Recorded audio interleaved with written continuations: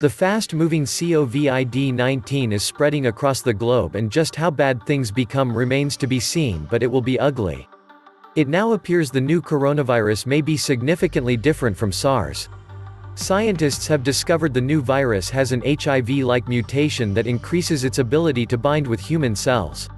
This ability could be up to 1,000 times as strong as the SARS virus, according to new research in China and Europe. This discovery could be a key that helps explain not only how the infection has spread but also where it came from and aid in designing drugs to fight it. An article in the South China Morning Post reports scientists said in a recent paper that this new virus uses an outreaching spike protein to hook onto the host cell. Normally this protein is inactive. This finding suggests that 2019 nCoV, the new coronavirus, may be significantly different from the SARS coronavirus in the infection pathway it employs. Compared to the SARS way of entry, this binding method is 100 to 1,000 times as efficient, according to the study. Just 2 weeks after its release, the paper has already become the most viewed ever on ChinaZiv.org, a platform used by the Chinese Academy of Sciences to release scientific research papers before they have been peer-reviewed. It is important to acknowledge that propaganda has gone full tilt and China's Communist Party is not telling the truth. An article that explores groupthink in China today delves into how decades have created a society conditioned to be manipulated. China is busy playing the long game and now pointing at other countries as having caused this, and the World Health Organization (WHO) is in their pocket. The bottom line is that a lot more testing is needed from open and honest countries before the truth. Sadly, when it comes to this, Japan may even be unreliable because it has so much resting upon the upcoming impolitic games. Italy and South Korea currently may be the best place to see how nasty things really get.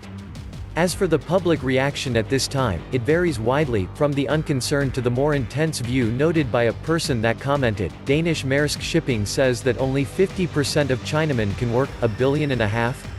800 million sick or dead? Bad getting worse. There won't be a China when the virus has run its course. China is already finished. The entire country is a wasteland full of corpses by now. Greater than up to 24-day incubation, no symptoms showing during this time, greater than contagious during the asymptotic period, spreads without you even knowing you've got it, greater than spreads via air, contact, droplets, water, feces, lives on surfaces up to 9 days, greater than causes viral pneumonia, organ failure, the high death rate, greater than no vaccine for any corona-type virus has ever been successful, even after 18 years of trying, greater than no treatment or cure, you either survive or you don't, greater than if you do recover, no immunity, can get it again, worse the second time, greater than international flights and travel still continuing, business as usual. The above comment appears very extreme but does raise some questions. With coronavirus having become such a huge issue, I thought it might be a good idea to include a link as to what a couple of fellas with many years of feet on the ground experience in China have to say on the subject. Their YouTube video at this link, https://www.youtube.com/watch?v=7mfos-m4ufo, is very important in that it adds credence to the notion China has been far from transparent. North Korea and Iran are also bad places to look for truth. Still, Iran has been more open than some people expected. It has been reported that Iran Health Ministry spokesman Kianousheh Jahanpour claims the large number of new cases is due to more labs handling virus tests. He also warned that the public should expect more cases in the future. What was not said is we will never really know the true number of infected individuals because people with minor symptoms will never be tested and many people may never receive proper health care. A big part of getting real information about how fast this virus is spreading comes from the fact we simply don't know. Slow-moving, incompetent governments with strong agendas generate and control both the data and the narrative. Whether the goal of a government is to limit panic, deflect criticism from its failings, or simply generate the impression they have control of the situation, we pay the price. The long latency period before someone shows symptoms makes it is quite possible for a person to be carrying the virus but show no signs whatever when they arrive at the airport and pass through screening. While economies around the world are being shaken by the coronavirus, markets are also coming up against the same lack of real information when it comes to assessing the real damage being done or how long it will last. As the title of this piece indicates, the impact of this raging virus has yet to show its face.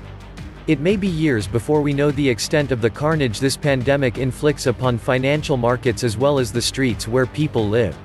COVID-19 may be the catalyst for a global economic reset long overdue, or simply a huge bump in the road. Until now, Trump and his administration have come across as rather evasive over the full extent of the corona crisis. It appears this is to bolster the flagging stock market, which the president often cites as proof of his great leadership abilities. In a recent press conference, the president sidestepped the question of whether we might lock down whole cities in America as they have in other countries. We have also seen those in charge of the U.S. response pushing back the idea of the public buying masks because healthcare workers have a greater need for them. Vice President Pence has also had to come clean on the fact the CDC and others in charge of testing have not done a lot of tests because they were in short supply and the problem has not been resolved as promised. The governments and institutions in charge of formulating a response are not fine, well-oiled machines. Because of hidden agendas, incompetence and a lack of testing, we have no idea how far this has spread across the world. We also have no idea how long it will stay with us. Adding to the problem is that many areas have few health care facilities as well as the previously mentioned shortage of test kits. Here in America, until recently, the CDC would not test a person for the coronavirus unless they had traveled to South Korea, China, or Italy. This includes even those with visible symptoms. What has shown its face and been revealed is just how unprepared we are for such an outbreak and what a miserable failure the WHO has been.